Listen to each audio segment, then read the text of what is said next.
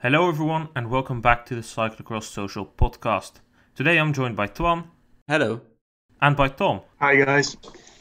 How are you guys doing? I'm doing well. Just aced my maths test. That's amazing.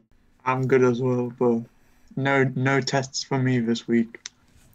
Well, that's good because we are going to take a look ahead at the mythical Koppenbergcross, which is on the program this Saturday. It marks the beginning of the X²O Badkamer trofee, or at least that's what we hope. Because the race, at the moment as it stands, the race will go on. But Tom, you live in Belgium, tell us a bit more about what potentially could happen with this race. Yes, well, we have already seen recent announcements over the coming days, the cancellation of the youth and junior races, and also the junior women are now not allowed to compete with the elites. But tomorrow we expect further announcements here in Belgium, and it does not look likely. In my opinion, the race will be able to go ahead due to the high probability of a national lockdown coming tomorrow seems to be suggested. But hopefully there will be some exemptions and we can still see a fantastic battle on the Koppenberg this Saturday. Indeed, and these things you mentioned, these are of course to prevent the spread of the coronavirus. Like you said, the youth race is already cancelled, and this is for all sports in Belgium, so it's really sad for the juniors. There's literally no chance for them to show themselves anywhere this season. It's not official yet, but Wielerflits has reported that the juniors races at the European Championships for next week will be cancelled as well, and that there's a big uncertainty about the under-23 races. If there's a full lockdown, do you think that this race would be cancelled, or is it more common in Belgium that they say, okay, we're going into a lockdown, but it starts, let's say, Sunday morning? Well, I think previously they have given warning, but if they come out tomorrow and say a lockdown is coming on a Monday or Sunday, I don't think it really makes sense for them to run a race. Well, obviously, we can see from the organizers, but in my opinion, if it has to be a lockdown on Sunday, it's not sensible to ride the race on Saturday. Yeah, that makes sense. And we just need to hope that this race can go on, because earlier today the cross in Loenhout also got cancelled, but the organization of the X²O Badkamer trofee handled quickly, and they replaced this race by a new cross in Herentals, if I'm not mistaken. Indeed, yes. So that's at least something, but if Belgium is locked down, I do think that indeed you're right and that it would be cancelled, so we just need to hope for the best, but it would be a last minute decision and it would be a shame because the Koppenbergcross is a nice race. However, we're of course going to take a look ahead at the Koppenbergcross. Twan, what can you tell us about the parcours? Well, we are starting straight at the bottom of the main feature of the race, and it is the Koppenberg, a very hard climb. And I certainly wouldn't be getting up there if you would put me at the bottom there from a standing start. But then we dive into the fields, and it is quite technical with some up and down. And then we end up back at the foot of the Koppenberg, and you have to climb it again. And the finish line will be at the top. Indeed, a very, very famous parcours, and I'm personally looking forward to it. Last year, I actually was there, and so was Tom. It was a bit cold, a bit of rain. It made the field a little bit slippery. Tom, what do you think that the weather will be like this weekend? Well, we've had quite a bit of rain this week, but actually the weather forecast seems to be changing. We have conditions of sunny weather and 17 degrees maximum this Saturday. So anything but typical cyclocross conditions could provide even harder. All those 10 climbs for the elites up the Koppenberg, 17 degrees, you can expect to see some jerseys unzipped and some riders really suffering in these temperatures. Quite the contrast from what we had last year. Last year, I remember arriving there and the Koppenberg was sheltered in a big bag of fog. All around the Koppenberg it was foggy. You could barely see the bottom of the Koppenberg, so it's a big contrast to what we see this year. Last year, of course, we had the big battle there between Tom Pidcock and Eli Iserbyt. Pidcock isn't there this year. Is Iserbyt your guys' favorite for the Koppenbergcross, or do you think that somebody else could be a competitor? Well, I think Iserbyt certainly will be the man to beat.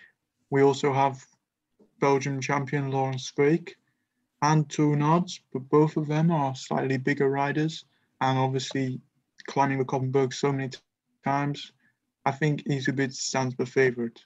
Lars van der Haar as well, also very strong rider, small rider on the climbs, so he can be strong on this course as well potentially. He's had 2 podium third place finishes the last few weeks, so maybe we'll see him go even higher next weekend. Yeah, I think Toon Aerts has to be the biggest challenger. You can maybe slightly compare the climbing part of this race with Beringen. And of course, Toon Aerts got the better of Iserbyt in that one. So that will most likely be the battle that we will be seeing. And Lars van der Haar definitely up there for maybe another third place. Those are indeed the 2 main people that we should keep an eye on. But Toon Aerts, for me personally, has a bit of an advantage on Iserbyt because I really remember those years that Aerts was pushing not only Van der Poel but also Wout van Aert to the absolute limit on the Koppenberg. I think that he is really the man to beat, like Twan said. However, I would also like to point out Ryan Kamp. He got second last year in the under 23 category. What do you guys think that he can do? Yeah, it'll be really interesting to see the young talent as well. Clearly, he's been going well the last few weekends with some top 10 finishes as well. And, also Thomas Main, the Brit, he won the Koppenbergcross as a junior. Maybe he could be another outside challenger for a top 5 finish. He's finished in the top 10 earlier this season, and, he clearly likes the course. So I think we're seeing the rise of the young talent, and it wouldn't surprise me to see some of these under 23 riders knocking on the door of the podium very soon. Yeah, I think for Kamp and Mine, for example, you have to hope that they get a decent start and then just get that rhythm in and don't blow themselves up like what has seemed to be the Quinten Hermans special this season. And now that we're talking about it, Tom, you need to help us. How do you pronounce his name? Is it Thomas Mine or is it Thomas Mean? No, it's Thomas Main or Mean. It's definitely not Thomas Mine, as the commentator was saying last weekend, but he did correct himself after speaking with the team manager last weekend. But yeah, Thomas Mean is the British pronunciation, I'd say. Well, that at least makes things a little more clear for us, and it will certainly help us, and we'll try and pronounce it the right way in the following episodes of the podcast. If I take a look at the rest of the start list, I think we've had the main guys. I think you guys were right saying Van Toornout and Zweek are probably a bit too big for this. Hermans, he will probably blow up after the first lap again. So Aerts and the Iserbyt will probably be the main guys. If I look at the rest of the grid, I see Oort maybe. Do you think he can do something, Twan? With it being sunny, that would take a bit away of the technical aspect. So that would definitely be an interesting shout indeed. And if I look at the rest of the starting list that is published by the Koppenbergcross, it feels like riders are missing there, but at the same time, all the guys are there, but it just feels like the start list is somewhat lacking quality, but it for sure isn't, because I really don't see anybody who can contend with Aerts and Iserbyt here on this climb, and Sven Nys will probably be downplaying the chances of Aerts by saying that Iserbyt is 15 kilograms lighter than him. Do you think he has a point, or is this just downplaying the chance of Iserbyt to take downplaying the chance of Aerts to put the pressure on Iserbyt? Well, I think power to weight is obviously clear on the Koppenberg, but also the weight is easier on the cobbles, and especially if it's slippy, which it might not be this weekend, but it's in the trees, there could be some moisture, and actually to get the weight down over the back wheel improves the grip on the cobbles. I actually rode up the Koppenberg last week in similar conditions, and it was still very slippy. The back wheel was spinning. So tire pressure, weight, all these different factors will come into play. Yeah, I think Sven Nys will always be downplaying Toon Aerts' chances in the public eye. Of course, that will be totally different when he is talking to Toon Aerts. Yeah, I think you have a point there. And if I look at the results of the past 5 years, I mean, the Koppenberg is something special. But on the other hand, most of the riders that are in the front now on the Koppenberg or in the front of the field the last couple of weeks haven't really performed on the Koppenberg. So I think we will definitely see some surprising names in the top 10. And then Indeed, it's such a tough race, you know. And anything can happen. We've seen Van der Poel come outside the top 10 here. It's one of the hardest crosses of the year for sure. So certainly anything can happen. And in the women's race, it's even more a factor. In the women's race, you often see riders like Geert de Hoeke, who usually are at the edge of the top 10. I mean, now she's retired, but in the last couple of years, she's usually at the edge of the top 10. But on the Koppenberg, she all of a sudden appears and seems to awaken and then ride herself away into the top 5. And as we're talking about the women's race, who do you guys see as the big favorite there? Well, I think world champion Alvarado, rider number 1, you know, yeah, she'll be coming into this race aiming to take the win. But again, you have such a strong field in the women's race. Yara Castellijn, Anne-Marie Worst, Lucinda Brand.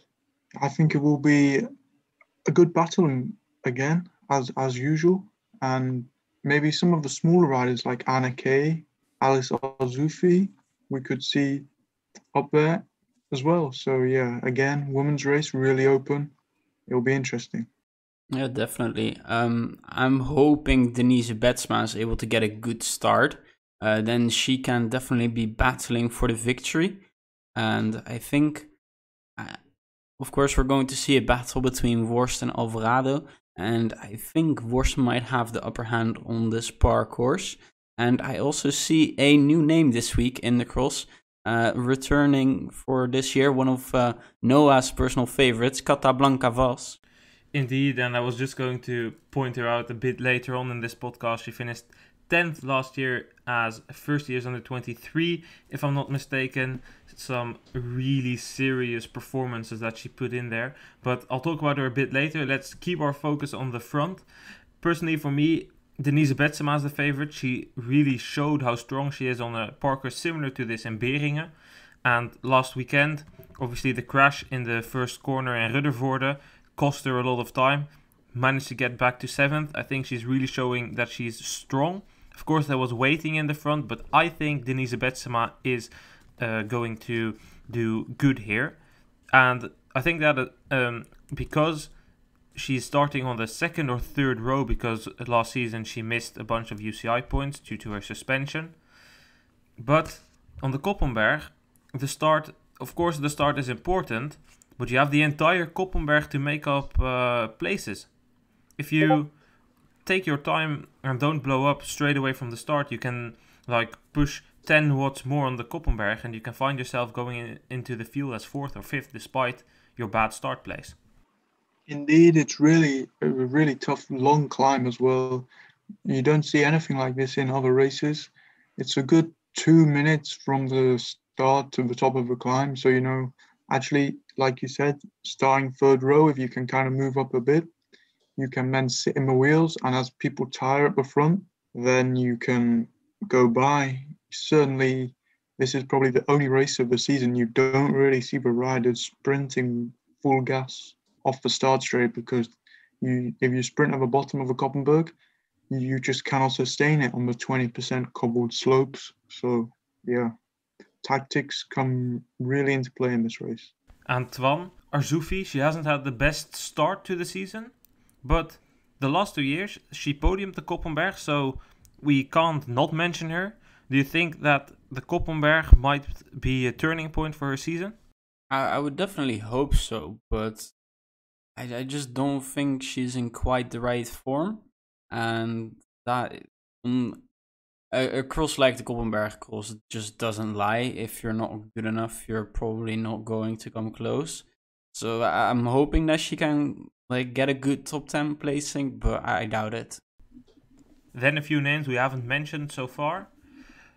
Lucinda Brandt, Eva Lechner, Anna Kay. What do you think? I think you could go on there. Yeah. And also, if it's dry, the conditions, it's going to be a really physical, tough test. We have Lotte Kopecky for Lotto Soudal ladies, a great rider on the road. Obviously, less so in the field, but... If we should believe the Belgian broadcaster, she should be able to top 10 if she has a good start. But yeah, indeed, I'm sure she could I fancy seriously a chance doubt that. Up for Koppenberg.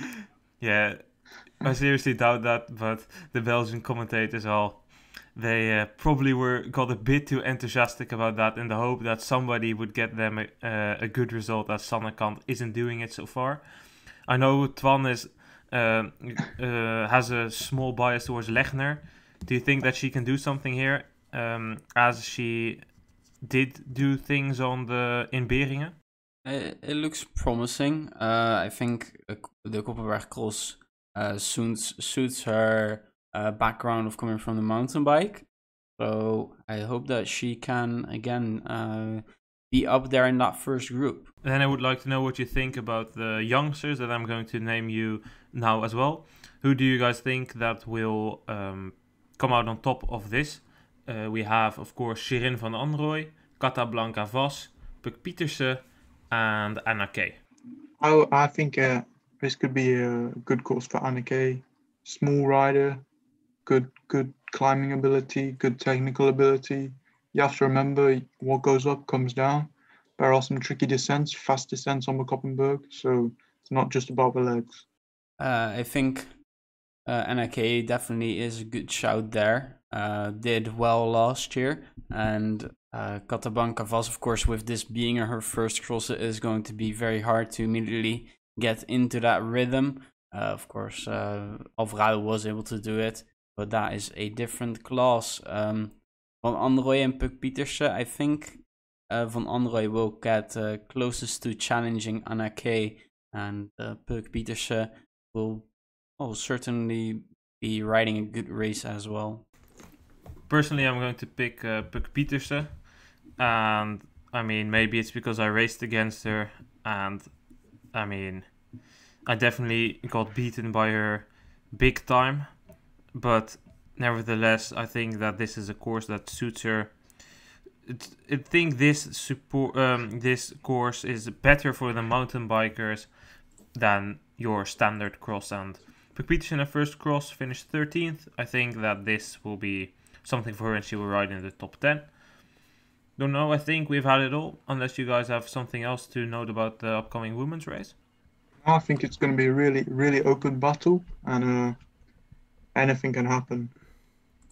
Yeah, definitely. I did notice that Maud Kapteins is on the start list, and I thought she had gone into surgery already, but apparently she's still starting.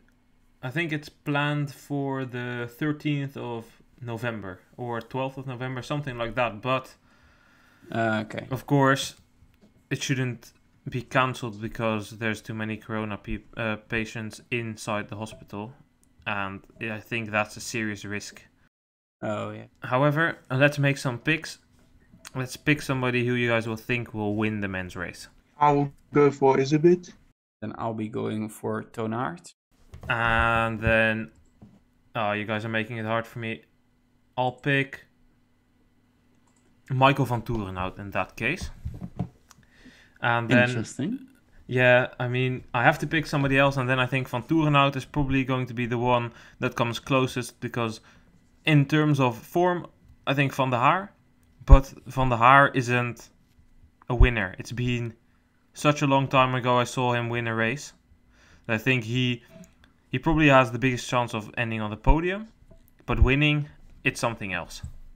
Then we also have a women's race. Let's pick somebody for that as well. Would you go? Would you like to go first this time? No, I'll go last again. Yeah, I think it's your turn, eh? If I'll go first, then I'm going to pick Denise Betsema, because I already explained it earlier. I think she is really in a great form at the moment. And I will go for the world champion then, Okay, then I'll be going for Annemarie Worst. And now look how it's Lucinda Brandt who wins this race. So it could very well be. It could very well be. I feel like we're maybe a bit underestimating Brandt indeed, but on the other hand, Brandt is a big rider, and usually on the Koppenberg, it causes them a bit of problems. But wait, there's only one way that we will find this out, and that's by watching this race, which will be taking place on Saturday. So that is tomorrow if you're listening to this on Friday. If you're wondering where you can watch this, make sure to check cyclocrosssocial.com or the Instagram page, and you will not miss any of the action. I would like to thank Tom and Twan for being here. Thank you for hosting. Yes, thank you. And then I would say enjoy the race, and fingers crossed that the race actually goes through. Expect the decision to be made on this on Friday evening. I think around 8 o'clock they will announce it, but I'm not entirely sure on that. Anyway, enjoy the race and have a good weekend. Goodbye.